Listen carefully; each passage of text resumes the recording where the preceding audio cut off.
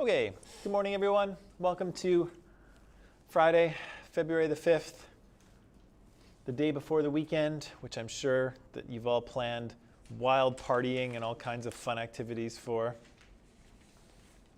No? No? You're kind of a low-key kind of guy? Low-key? Keep it quiet? Yeah, you? Right, so it is the weekend, which is nice. We'll all get a little break.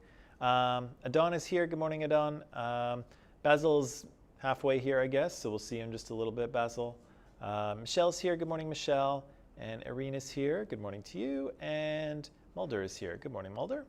So, yesterday, we were talking about Egypt and religion and pantheons, right? And so we watched a little crash course video about pantheons of the ancient Mediterranean. So pantheons are kind of groups of gods or families of gods.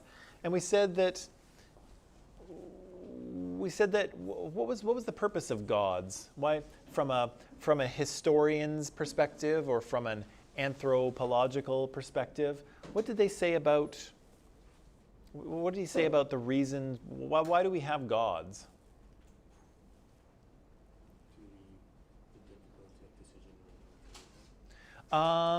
Yes, but that was those 5 characteristics. But what was Mike talking about? Mike Rugnetta, the purpose of gods.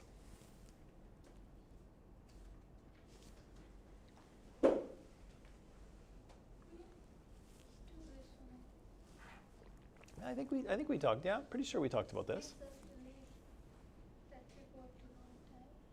Right. So people are often afraid of death, right? They're concerned about death. And so many of us want to believe in some kind of an afterlife, right? And can I ask, maybe I shouldn't ask, but how many of you believe that when you die, something else happens? It's not the end. Maybe you go to heaven, maybe you go to some sort of paradise, maybe you are reincarnated, I don't know. But how many do you believe that something happens? Something happens? Adel, what do you think? When you die, does something happen? Do you go to heaven or do you go somewhere else, or is it just the end? You go to heaven, okay. So yeah, so that's... There is life after death. And what? There is life after death. Oh, and there's life after that, yeah. So lots of us actually believe those sorts of things still, right? That there is some kind of carrying on, right? Like our soul is immortal and our body may die, but the soul will continue on and have another life, either in heaven or paradise or some other kind of way, right? Yeah? Is it that the body will turn into soil? In some cases there's, yeah, I think in most, oh boy, I shouldn't say most. In some religions, there's this idea that, yeah, that the body is of the earth and it will return to the earth, right? Whereas the soul is something that sort of resides in the body and then it will leave and it will go somewhere else, right? And so, yeah, I think that's often the case. It certainly is, I think, in Christian religions where the idea is that the body is of earth, and when you die, it returns to the earth, right? Whereas your soul is immortal, your soul is transcendent, right? And so gods are kind of the blueprint for that, right? Because if your soul is immortal, well, how do we know? Well, we know that because the gods are immortal too, right? The gods never die. The gods have been controlling the sun and the wind and the rain and the oceans since the world was created, right? And so if the gods are immortal, that kind of gives us a shot at being immortal as well, right? It kind of proves to us that immortality is actually possible, even though, just like, oh no, I can't talk about the flat earth because we didn't talk about it in this class, but we don't perceive life that way, right? We perceive life as mortal, right? We are born and then we die, and we see that happen to others as well, right? Our lives are impermanent, non-permanent, right? But thinking about the gods are, right? The gods are eternal, they're immortal. What was significant about the Sumerian pantheon? What did we point out? It was weird. I think we pointed that out. But what did we notice about some of the gods in ancient Mesopotamia?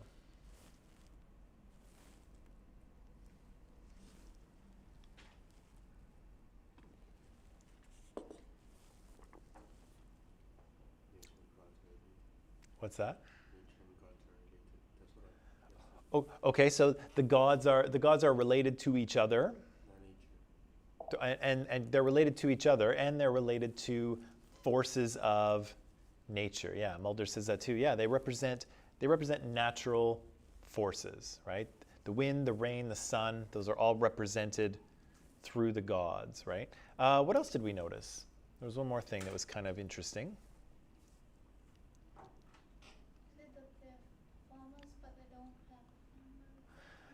Yeah, so the Mesopotamians were a farming civilization, but very interestingly, they didn't have a god of farming or god of agriculture or god of the harvest, right? A lot of cultures do, right? In ancient Rome, I think they have Hestia. In ancient Greece, they had Demeter. In Egypt, they have is it Hathor? I think it might be Hathor, who's the god of agriculture in Egypt. But here the Sumerians didn't seem to have one. But what did they have? What did they have instead? They did. They had sun gods, but they had a sheep god, remember? Yeah.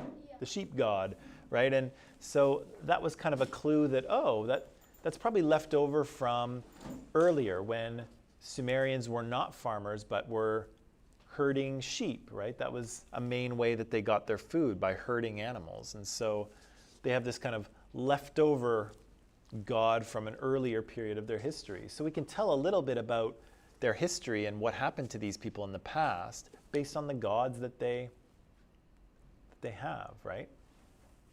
And again, we could probably say that, if an anthropologist who knew nothing about Christianity went into a church and listened to some of the things that are being said in a Christian church, they might say something similar, right? They might say, oh, this religion seems to come from a period of time where people were herding animals, right? Because here's this spiritual leader, Jesus, who is described as a shepherd, right? He shepherds his flock. He's the shepherd for his sheep. He is the Lamb of God, right? And so there's all this kind of metaphor having to do with herding of sheep. And so an anthropologist might say, oh, this, religion seems to originate in a time where this is how people are getting their food. They're herding sheep. And so, yeah, you can get these clues, right? If you can read pantheons or read myths by trying to figure out what kind of experiences people might have had in the past. So we said Atum or Ra or Re or Atum Ra or whatever you want to call him. The sun god is kind of the main god of the Egyptian pantheon. And what happened in the story of Osiris and Isis, and what was the plot line of that story? Okay, so we see the cycle of death and rebirth played out with the sun, but also played out with Osiris, right? Because Osiris will die and then he will be brought back to life, right? But what else? What happens in that story?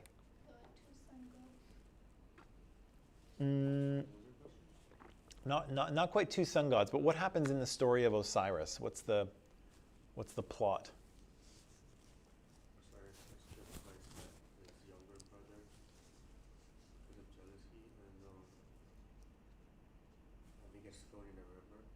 Right? And after getting thrown by a river, Seth finds him again and cuts his body.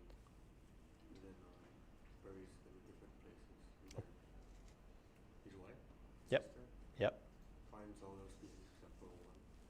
And then that's when the wood comes and he has sexually. Everybody remembers the wood part now. Yeah, exactly. So Osiris is kind of the king on earth, right? And he teaches people how to live and how to farm. Often gods do this as well. If you look at different world myths, you'll see that sometimes the gods are teachers of humans as well. And so Raven has a part to play there as well in indigenous culture for teaching people how to live.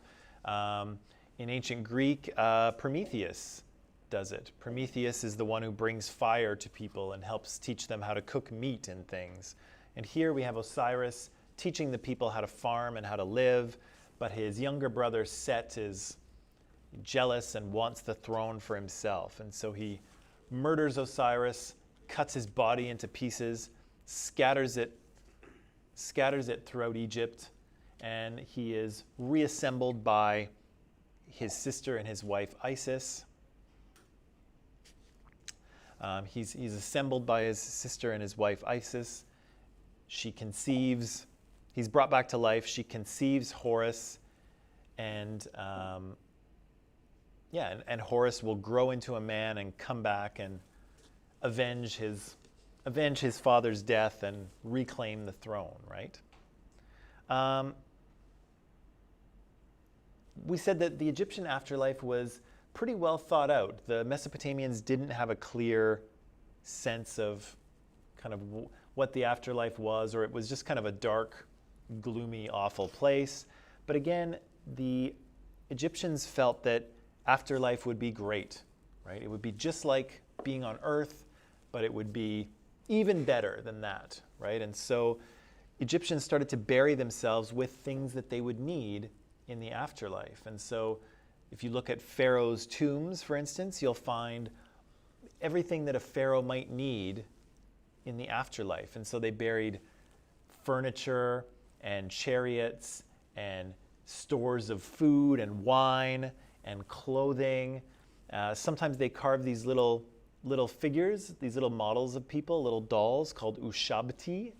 And the ushabti were meant to represent people they would need in their next life. So butlers or cooks or slaves or whoever they might need to help them, they created these little characters and buried them in the tomb with them.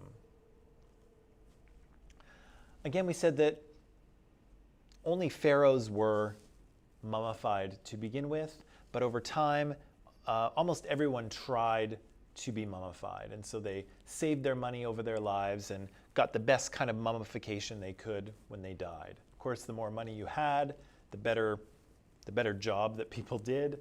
But everybody kind of tried to do it. And I said that it was important for the body to remain intact as much as possible, because your soul needs kind of a seat. It needs kind of a home in the afterlife. And so if your body disappears, you won't really be able to enter the afterlife in the same way. And so the Egyptians tried to preserve as best they could. Right, so I don't know why this is here. This is another page from the Book of the Dead, or at least another painting of it. And so you can kind of see the same thing happening here if you look in the lower left, right? So again, you can see the heart is being weighed, right? The dead person's heart is being weighed. Anubis is looking at the scale, seeing if it comes out all right. And Tot there is the god of writing and the god of scribes on the far left. He's an ibis, by the way, one of those, those birds that you find in the marsh or on the river, and they've got a really long, he's one of those. So he's going to record the verdict, and then there's this crocodile monster waiting to devour the heart if it's not weighed very carefully.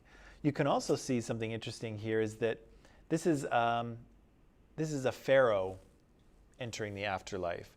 And so you can see the pharaoh standing there, and he's got the crown of Upper and Lower Egypt, right? So he's got the white crown that kind of looks like a bowling pin, right? And then he's got the red crown with that little frog tongue thing, right? So he's wearing the crown of Upper and Lower Egypt, but whose head does he have? Yeah, so here the pharaoh is portrayed as Horus, which sometimes he is. And he's going to he's going to enter the afterlife. Yeah, here's another kind of thing that we find on tomb walls in the process of mummification. And so here you can see they're performing the opening of the mouth ritual. And so this is right before the pharaoh is kind of wrapped in those bandages and put into those coffins and buried. They're opening the mouth so that he can live again. And so this is probably, I don't know if this is a priest or his wife, I'm not really sure, on the far right. This is the pharaoh in the middle here, I'm not sure which one. And there's Anubis, right? The god of the underworld or the god of mummification. And he's got his hand, right? He's got his hand up. He's like, it's okay, right? I'm here to support you, right? So, yeah, it's nice, right? So I wanted to show you some things on ancient Egyptian tombs and burials and mummification. And so I've got a few videos for us to watch. And so as you'll recall, yesterday I had a little bit of a tech issue because the video I wanted to link to was taken down. But fortunately, I saved it on my hard drive, and so I still have it. And so for those of you who are online, the video is in, there's 3 videos, and they're in Microsoft Teams under Files. You'll just see a little file there that says Egypt Videos. And so if you click on that, you should be able to watch these videos that we'll watch right here in class in a minute. And of course, as usual, I have some questions for you. One of them, which I hope these are answered in the videos, but one of them is, what is Mat? How are the dead judged before entering the afterlife? I think we already know that, but that's okay. How did Egyptians mummify their dead? What information can we obtain from DNA evidence? Because again, we are able to extract DNA from some of these mummies, and so we can find different things. We'll learn something about Pharaoh Ramses II. Ramses is a pretty popular Egyptian pharaoh. He is in power for 60 years, I think, builds all kinds of things in Egypt. And I think he is, if you know your Bible stories, I think he is the pharaoh from the Moses story, right? So if you know the story of Moses, and Moses goes before Pharaoh and he's let my people go, and he tries to lead the Hebrews out of Egypt. He's the pharaoh is Ramses II. That's who he's talking to. So Ramses is a historical figure, but he also shows up in the Bible as well. So yeah, I think we'll get to see Ramses actually. Why did pharaohs stop being buried in pyramids? They'll answer that. And how did so many royal mummies come to be found? So I've got my fingers crossed that my videos will answer these questions for you. If not, it might be a little strange, but we're going to try it anyway. So online people, go to Microsoft Teams under Files, and again, you'll see a little movie file called Egypt Videos, and you can watch from there. We'll watch those videos here in class, and then we'll come back and talk about these things, okay? So online people, we'll see you in just a few minutes.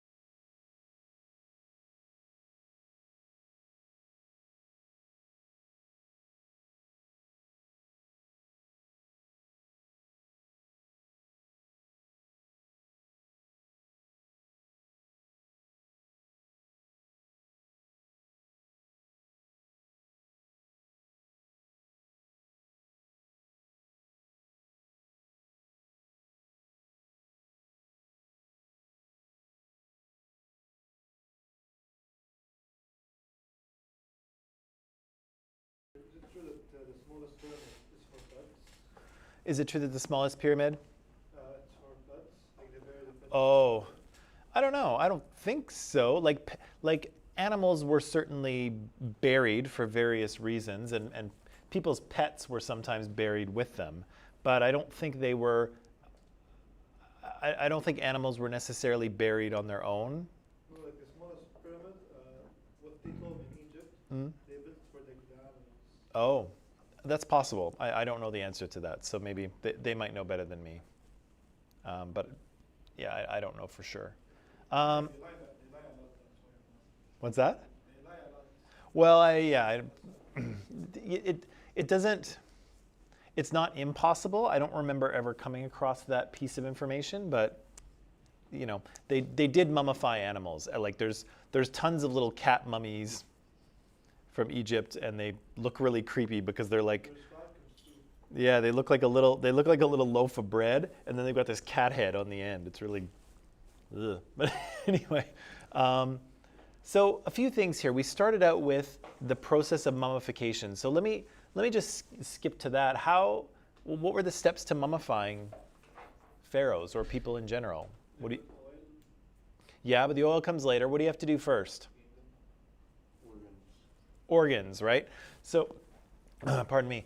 Yeah, internal organs will start to decompose very quickly once you die. And so, if any of you have ever gone hunting or fishing, if you shoot an animal or if you catch a fish, generally you want to get rid of the internal organs because they'll start to decompose and go bad really quickly. So you got to get that stuff. You got to get that stuff out, right? And so, yeah, they do that, right? They take out the internal organs. What do they do with them? They keep them in small bottles. Yeah, they've got a series of bottles or jars, right? Canopic jars, and each one has a different god's head on the top. Each one has the lungs go in one and the liver goes in another. What else happens? sacrifice for the gods. Nope, they're not a sacrifice to the gods. They're protected by the gods because, of course, you will need your internal organs in the afterlife, right? So they're going to join you on your journey, but they just can't stay in the body because they'll liquefy and go really, really bad, right? So they've got to be removed. So they are removed. What else happens? Yeah, the brain has to come out. I don't know that, as far as I'm aware, the Egyptians didn't really feel that like thought and action and things came from the brain. I'm not really sure that they knew what this thing up here was for. And so you heard that they were, that they felt that the heart was kind of the seat of the soul. The heart is where your deeds were recorded. The heart was where you, the self, where you kind of reside, right, in here. And so, yeah, they kind of just whipped it into liquid and it drained out the person's nose, and I think they just got rid of it. They didn't really know what it was for. So they got rid of the brain, and then what? They pour some whitish thing on the body. Yeah, so they have to put some stuff on the body, right? And what they put on there is natron. And so our forensic pathologist, or whoever he was, says it's a mixture of sodium carbonate and bicarbonate, right? And it's something that appears in the desert, like it's a naturally appearing mineral, but it's a salt, right? It works like a salt. And so they take the dead pharaoh and they remove his organs, they remove his brain, they wash him inside and out, and then they bury him in this natural salt, like completely bury him for 40 days, okay? And that salt is gonna suck all the moisture out of the body, just like cat litter. Anyone have a cat? Nope. Cat litter, anyway. It's gonna suck all the moisture out of him and dry him out, right? And so after 40 days, they'll come back, they'll dig him out of all of that natron, they'll clean him up again. Then what? They apply oil. Yeah, they apply an oil, they anoint him with oil in order to discourage to discourage bacteria, yeah. Mulder's saying dry aged Pharaoh, just like cheese, I guess. But yeah, so they anoint him, they cover him with oil, and then they'll start to wrap him in those linen bandages. And also what'll go in there is little charms, little amulets, little things that are supposed to have magical properties and will protect the Pharaoh from any danger that he might encounter in the afterlife, right? So there'll be all these little charms and amulets wrapped in there with him, right? Okay, so people get, okay,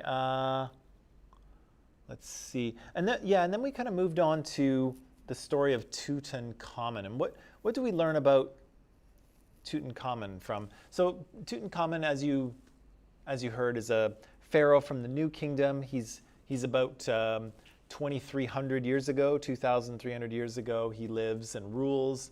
What do we kind of learn about him and his life? Yeah, died pretty young when he was 18. Married his sister, right, as was reasonably common for royalty at the time. Had a disease before he was born. Yeah, he seems to have had some sort of a couple of genetic issues, right? He had a club foot, so he had kind of a misformed foot. He had some sort of genetic bone disease of some type. What else do we learn about him?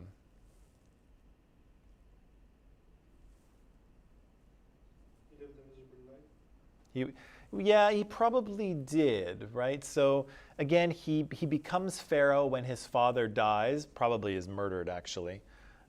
His father is probably murdered. He ascends to the throne as we'll get to this later, as Tutankhaten, but he changes his name later to Tutankhamun. I'll explain that later. But he's a boy pharaoh, right? He's a 10-year-old kid. You can't have a 10-year-old kid running the state. So he has two people kind of running the state for him, right? A military general called Horemheb and kind of a prime minister, if you will, named Ai. Yeah, he has kind of a short life as pharaoh. He probably doesn't really make any decisions or do anything that interesting. And then he dies at the age of 18. We're not really sure why. Maybe he was murdered. Maybe he had some sort of accident. But either way, he dies, right? What do we learn about his tomb? What's interesting about his tomb? It's what? Yeah, it's different than the other tombs in the valley, right? And so, again, what would have happened is if you became pharaoh, if Nicholas becomes pharaoh tomorrow,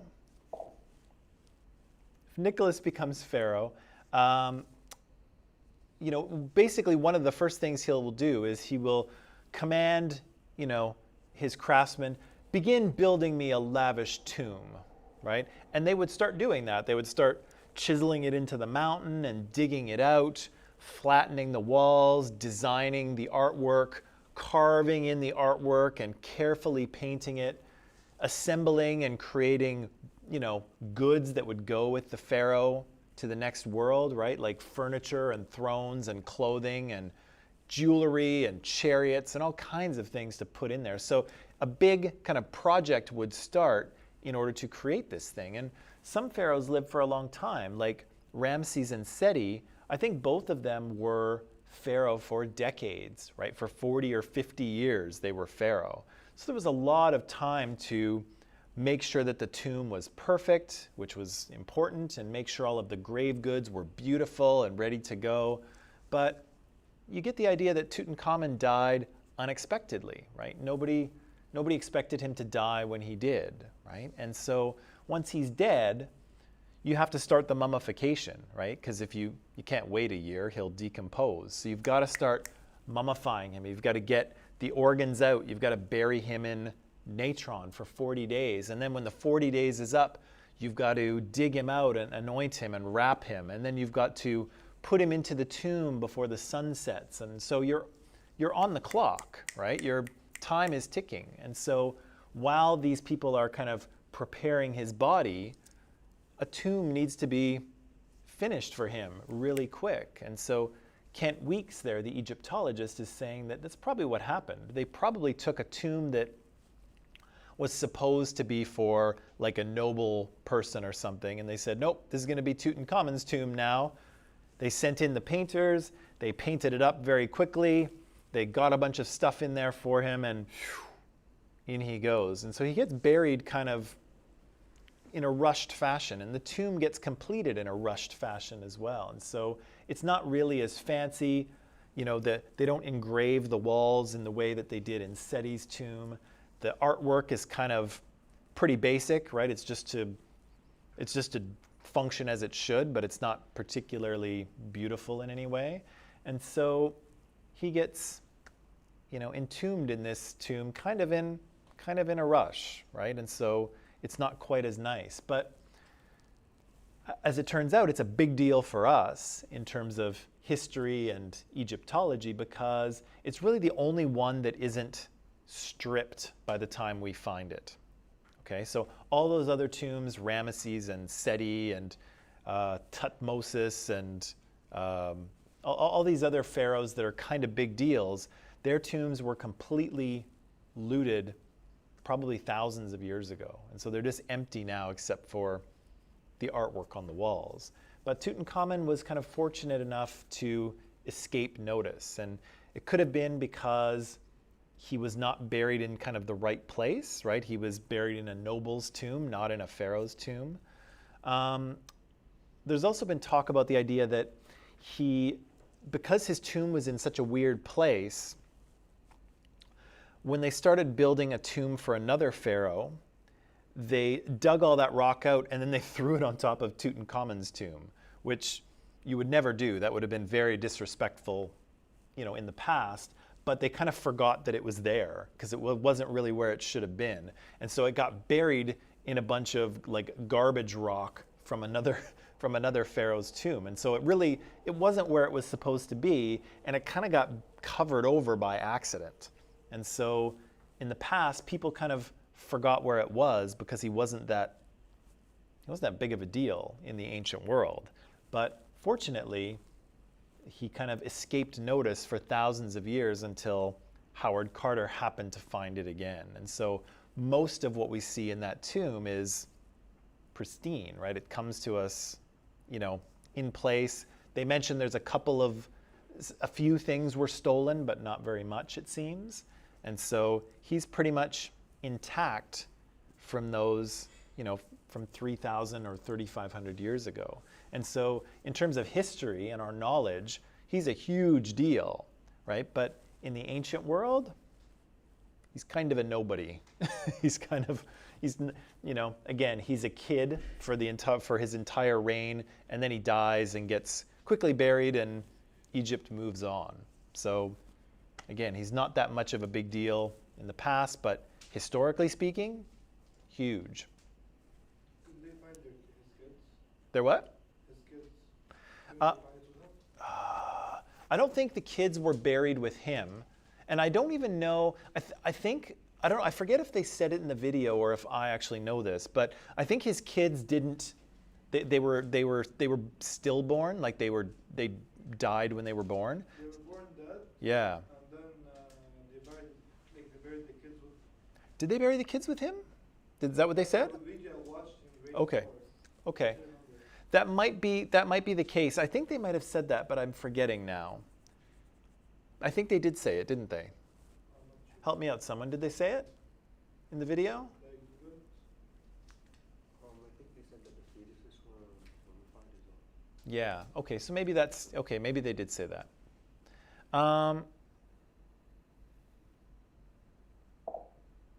Yeah. And Mulder says yes. Okay. Thanks, Mulder. Okay. I want to talk about Ramses, but let's take a little break because we've been working hard here for an hour. Take a break. Come back in 10 minutes, and we'll finish talking about this mummification thing. Okay. He had two daughters that were buried together.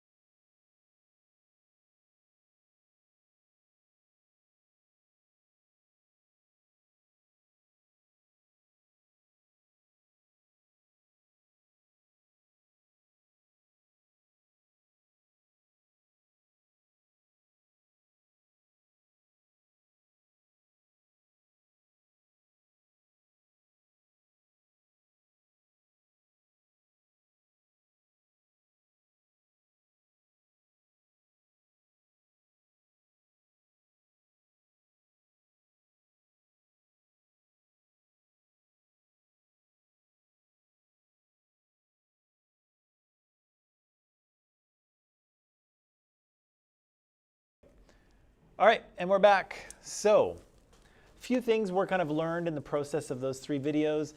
To be honest, part of the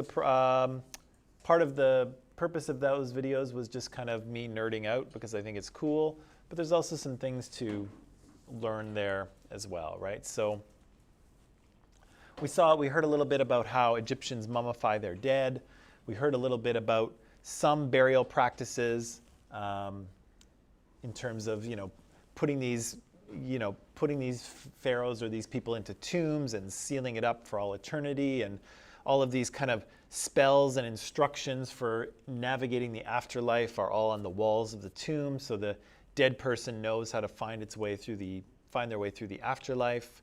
I don't know what we really learned about Ramses II. Did anything come up in there about Ramses? No? Maybe I had another video in there that I swapped out and they talked about Ramses. Again, Ramses is the pharaoh that you hear about in the Bible, in the Moses story. He's kind of a big deal. He's in power, I think, for 40 or 50 years. He has all kinds of military conquests and he builds all kinds of things. He has a big fancy tomb, which of course was robbed, but he was he's a bit of a rock star pharaoh. Did a lot of things during his reign. I don't know if they said this explicitly, but why do pharaohs stop being buried in pyramids? Why do they start burying them in the Valley of the Kings like we saw in the video?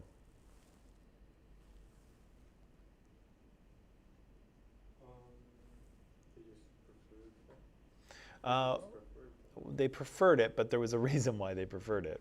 I forget the reason, but like, this is called like the sun god that's watching over them, and like the mountain it had like a pyramid shape. Right. Okay, so there was something, they said something about the,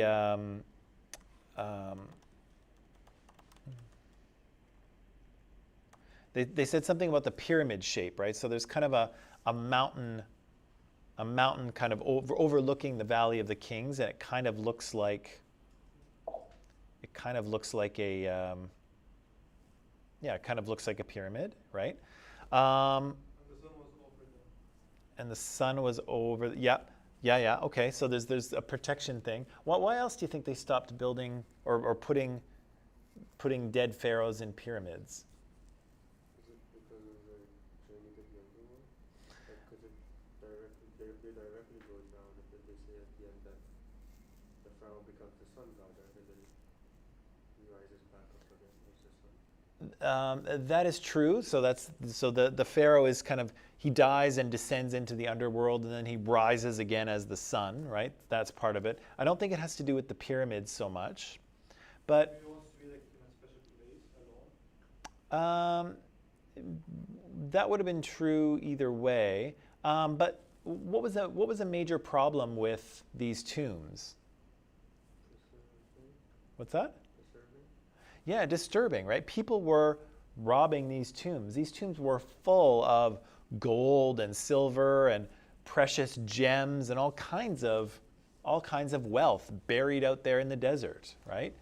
This is a huge attraction for thieves and people who want to make money, right? And so, is it hard to find a pharaoh's tomb when they're built in a pyramid?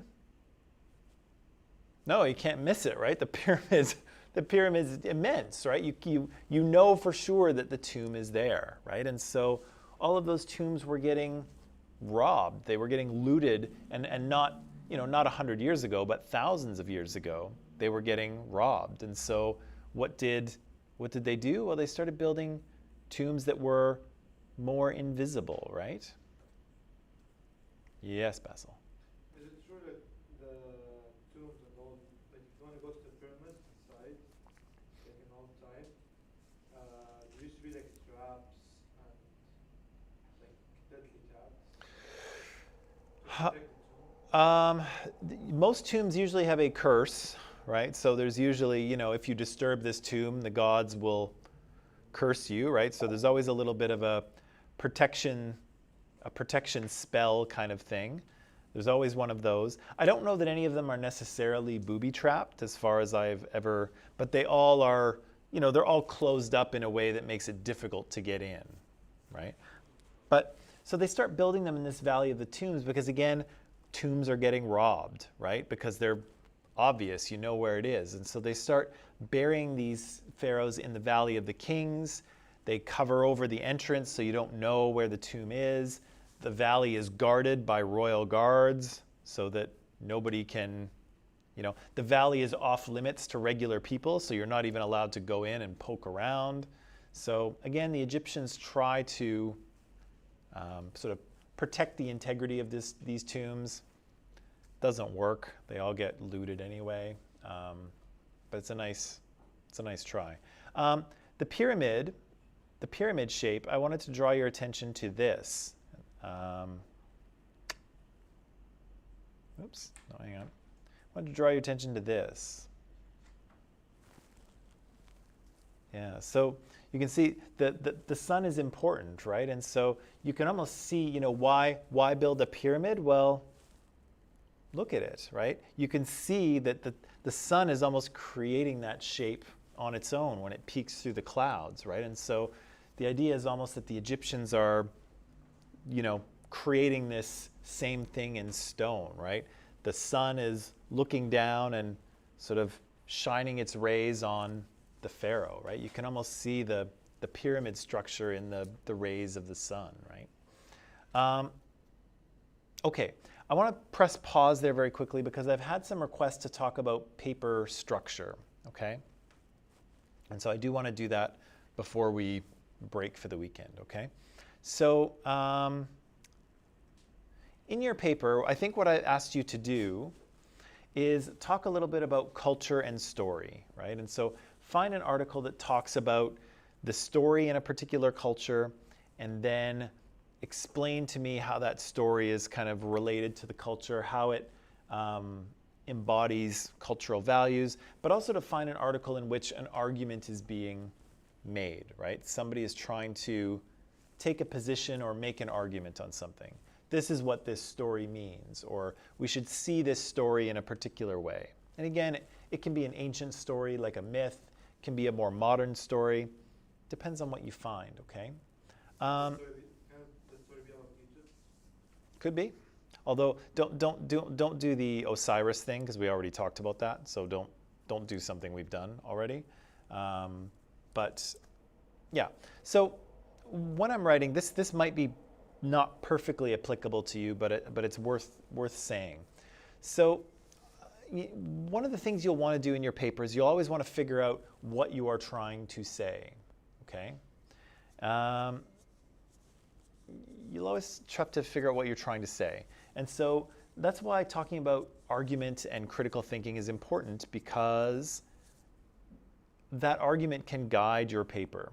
It can guide your writing, okay? So I wanted to give you an example of this. And here's my example. Do you remember my coffee argument? What was my coffee argument? What was the conclusion? You should all drink coffee, right? And what were my premises? Why did I think you should do that? Delicious? Cheap? Helps you study and get better grades, stimulates the brain, right? Very simple argument. We said it wasn't a perfect argument, but it was okay, right? So the question is, if I have my argument, if I know what it is, that's going to help me write my paper. Okay, so let me show you this here. Let me show you this. So I have an argument, and this was basically it, right? And so I have a conclusion, the main thing I'm trying to say. I have some premises, which you just reminded me of, and we said at the time when we talked about this argument that there's some evidence that I could dig up, right, to prove that my premises are true, right? The survey or the taste test for the delicious one. I could do some web research for the inexpensive one. And maybe I could, dig up some sort of scientific study about the last premise, right? And so this is kind of my argument in a nutshell, right? So now that I know what I'm going to say, laying out my paper structure is pretty easy, right? So let's just pretend I had to write a paper on this, okay? So I've got my argument, I know what I'm going to say.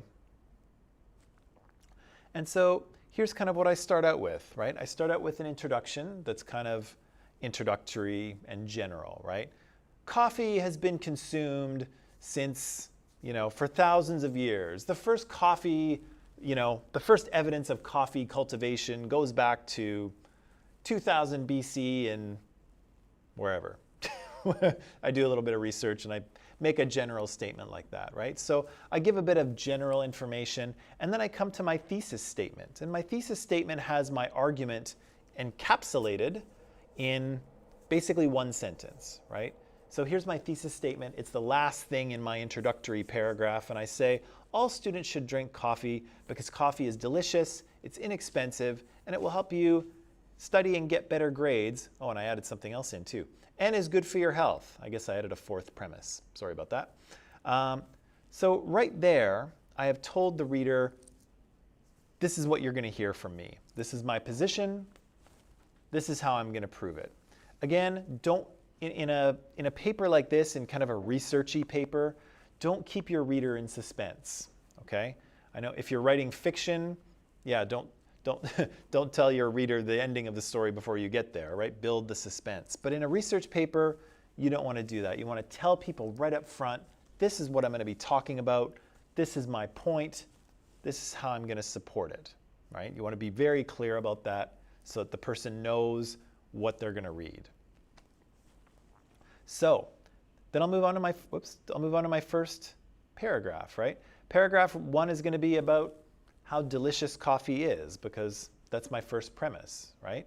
So I start off with my topic sentence. Coffee is widely regarded as the world's most popular and delicious drinks.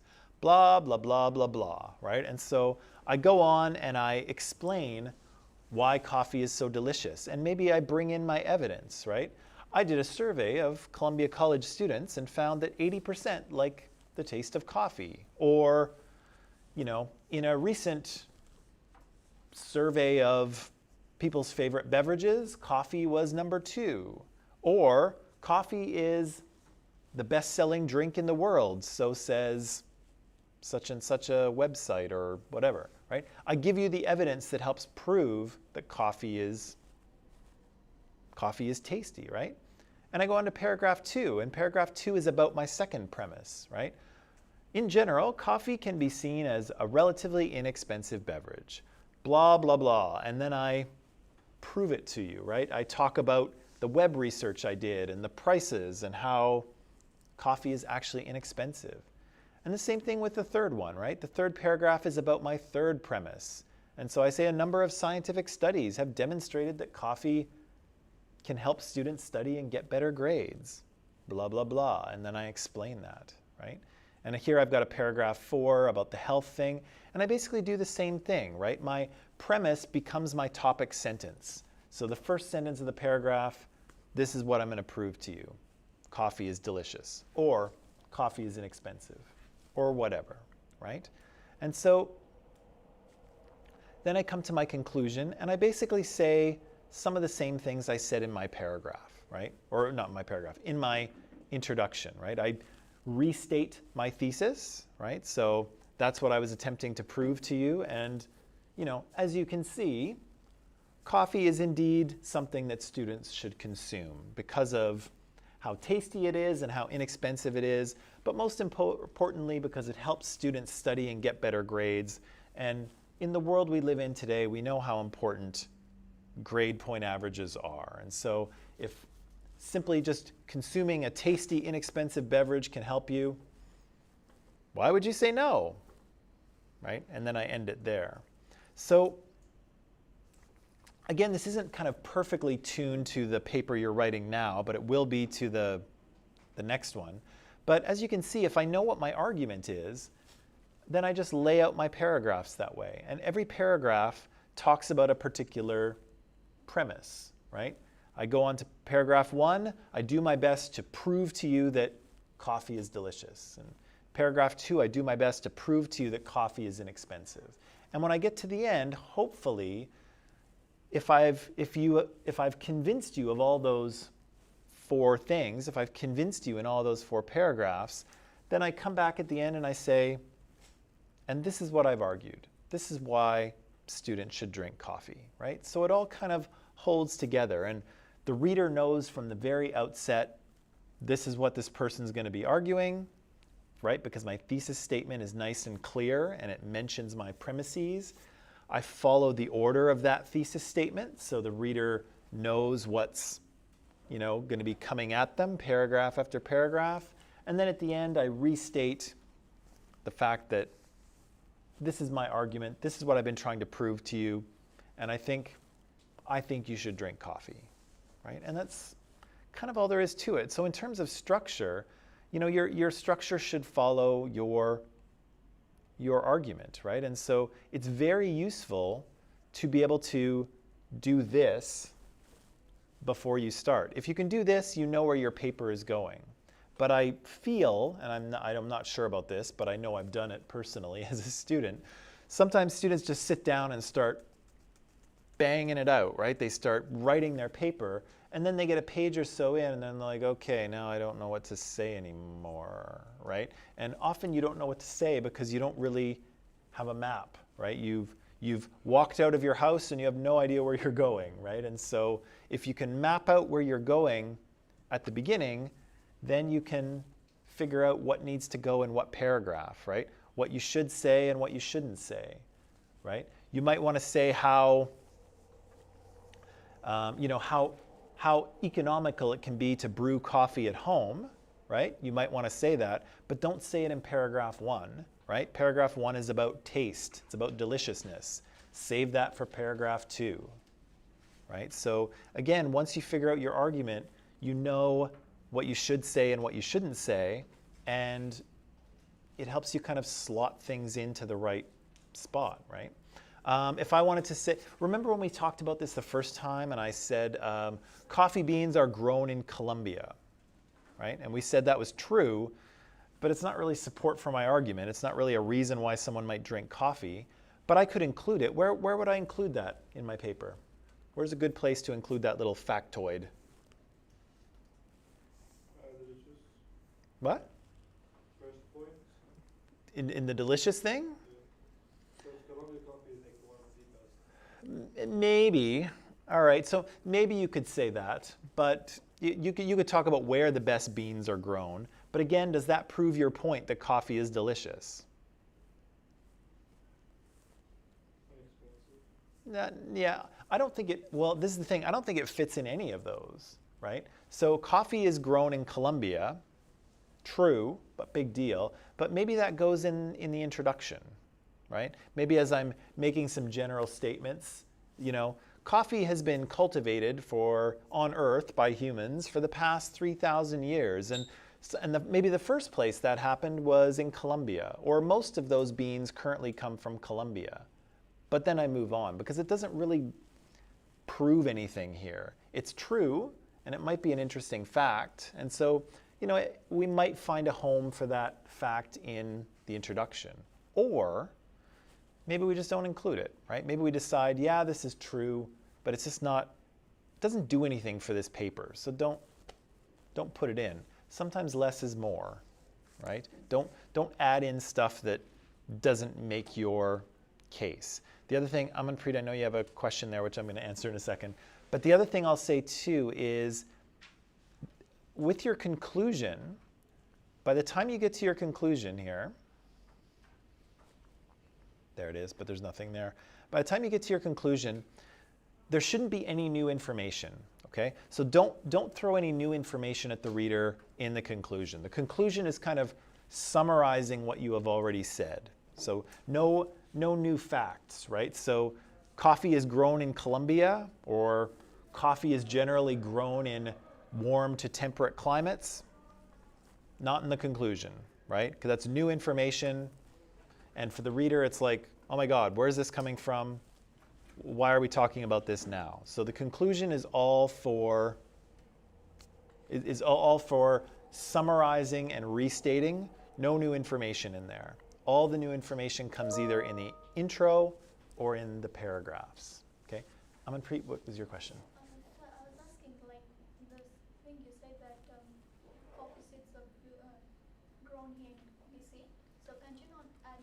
the coast, like it's not expensive because the seeds are grown here and they're not imported or Sure, sure. So I was thinking about the country of Colombia, not British Columbia, but that might be a useful fact, right? So if coffee was grown locally, then it would be useful for the inexpensive thing, right?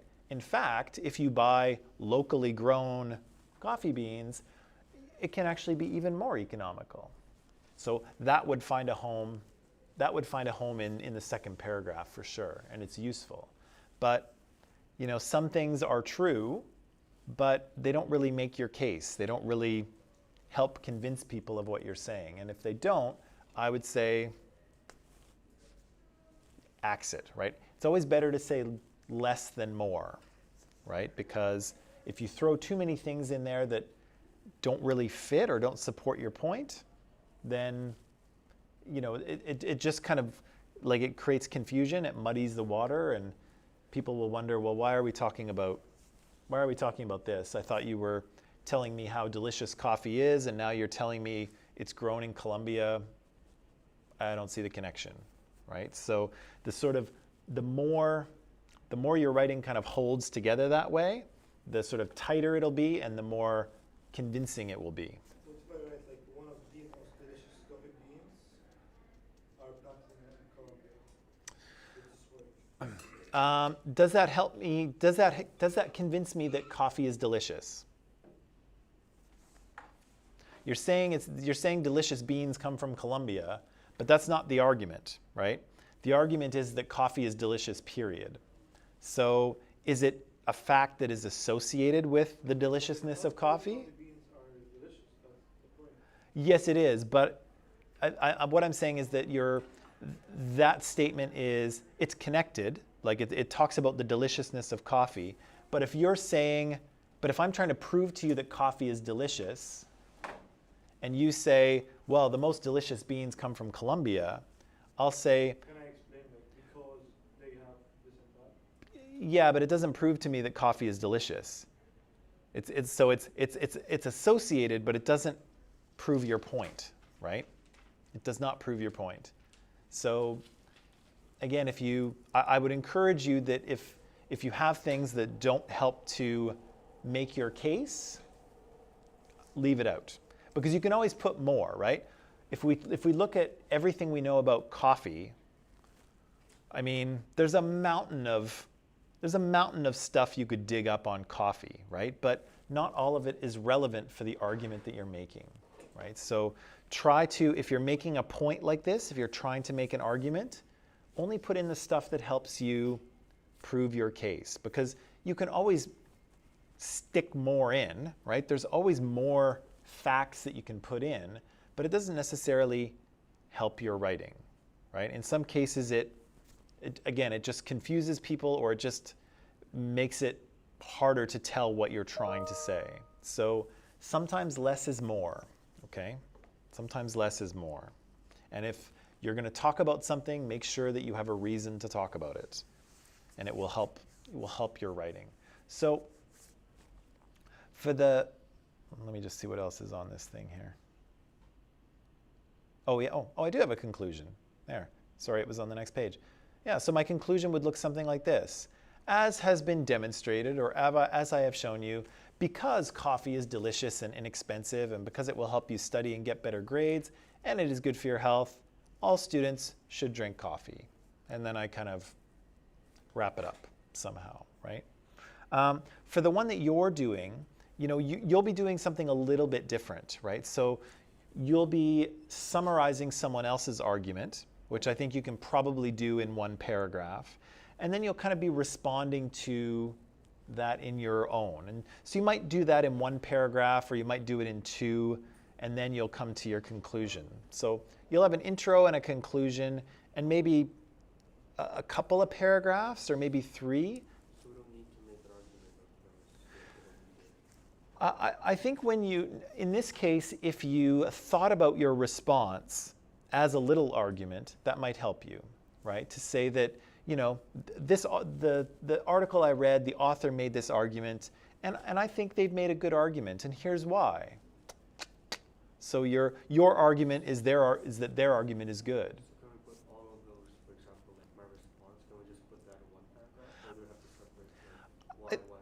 I think use your judgment on this, okay? So usually for paragraphs, and you know, sometimes we get, because we write English, you know, because we get taught in English, we think that every piece of writing should have 3 body paragraphs, right?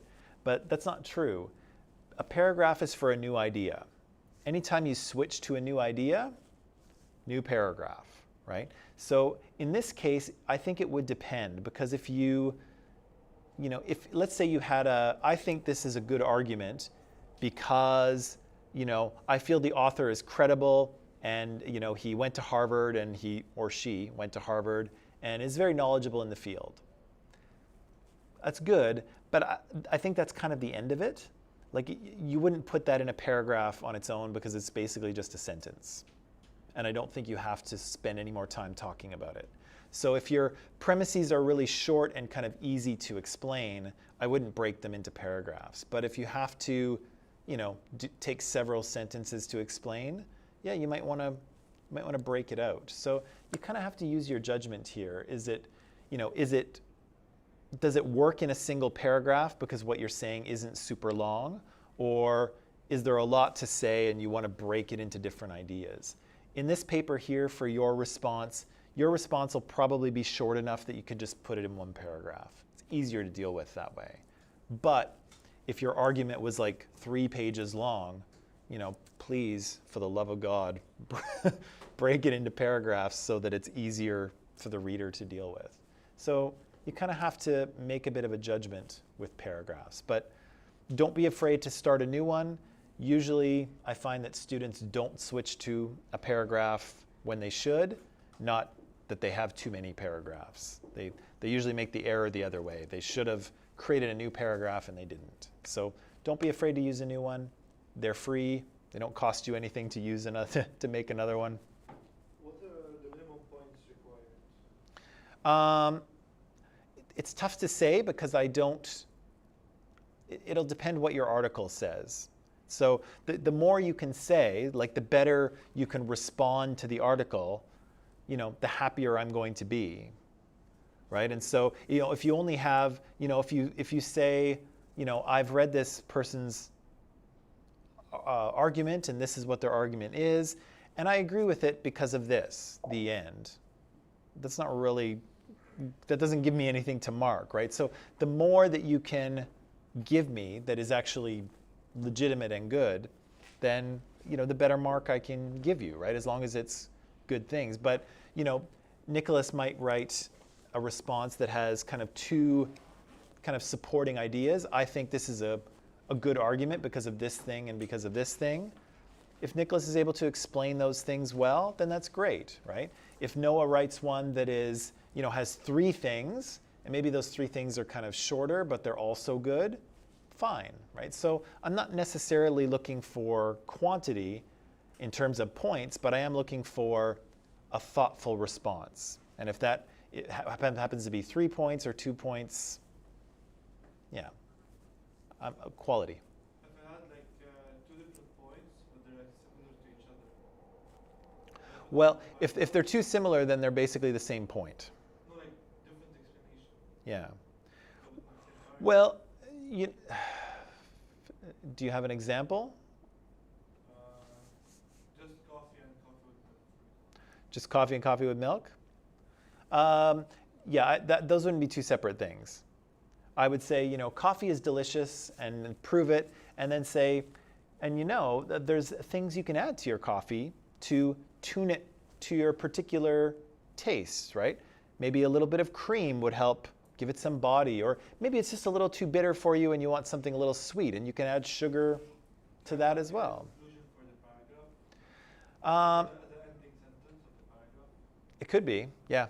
It would be a nice way to say that even if you don't like the taste of coffee on its own, there's little things you can do. Little cream, a little sugar. One paragraph. Yeah, I think that helps the delicious argument. Is that even if you aren't a total fan of black coffee, you can tune it to your particular taste. Mulder says, how do we add new idea for our own argument, or do we just talk about how good their argument is? If you have a new idea, I would throw it in, right? If you said, you know, this is what this person is trying to communicate, and I think that they missed something, or that they should have said this, or, you know, I really would have liked it if they talked about this aspect because I really think that's important. That's great. That would be awesome. If you felt something was missing, or if you identified something that you didn't know that you really wish the author had spoken about, great. Great stuff. Okay. That is all the time we have because class ends 11:45. I don't like to keep you extra long. I hope everyone has a great weekend. Yeah, thank you. And I'll see you all on Monday, and I think we'll do a little bit more on ancient Egypt, and then I think we'll bring it to a close soon. But anyway, have a good weekend. I'll see you on Monday.